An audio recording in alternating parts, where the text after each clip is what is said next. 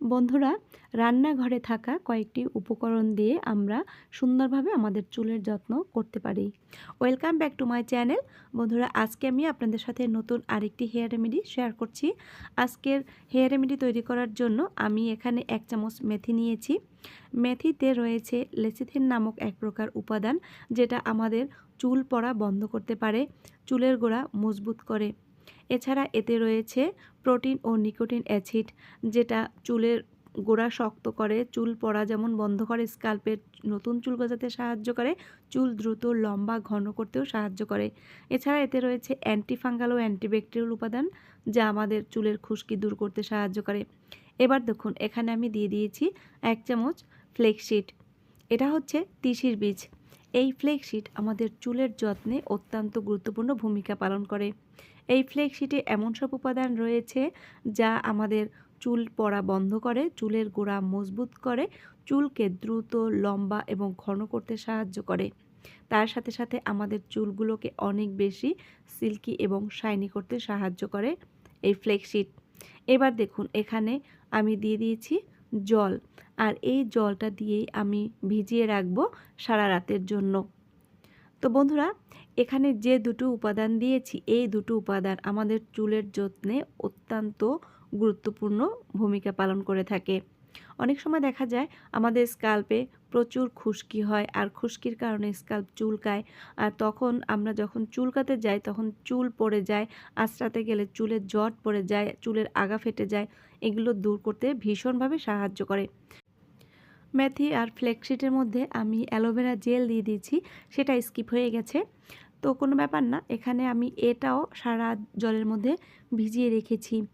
এই aloe vera gel আমাদের চুলের আর্দ্রতা বজায় রাখতে সাহায্য করে, চুল পড়া বন্ধ করে, চুলকে অনেক বেশি সিল্কি করতে সাহায্য করে, আর চুল দ্রুত লম্বা ও ঘন করতেও সাহায্য করে এই অ্যালোভেরা জেল।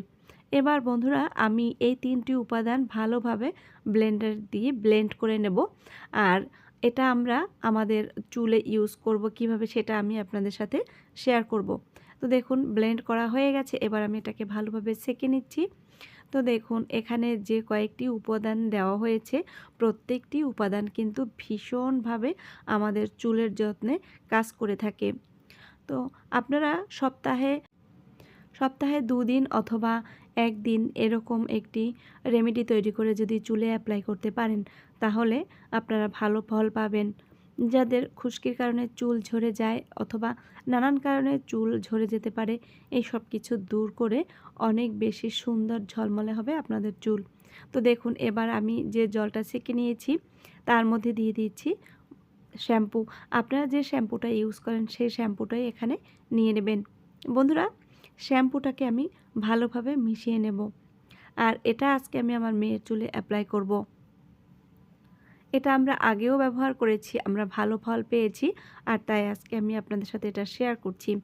এইটা আপনারা যদি ইউজ করেন, আপনাদের আর কোনো কন্ডিশনার ইউজ করতে হবে না। এটা এতটাই ভালো এবং এতটাই পাওয়ারফুল।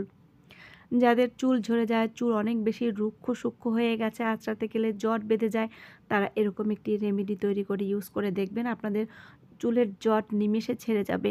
চুলগুলো অনেক বেশি সিল্কি ঝলমলে করতে সাহায্য করবে আজকের রেমেডি। তো দেখুন, আমার মেয়ের চুলে শ্যাম্পু করার পরে ওর চুলটা দেখুন কতটা সিল্কি হয়েছে, আর চুলটা কিন্তু পুরোপুরি এখনও শুকিয়ে যায়নি। আর যখন এটা আরও বেশি শুকিয়ে যাবে তখন অনেক বেশি সিল্কি শাইনি হবে। তো বন্ধুরা, আজকের ভিডিওটি যদি ভালো লাগে অবশ্যই চ্যানেলটি সাবস্ক্রাইব করে রাখবেন। সবাই ভালো থাকবেন। দেখা হবে নতুন ভিডিওতে। বাই।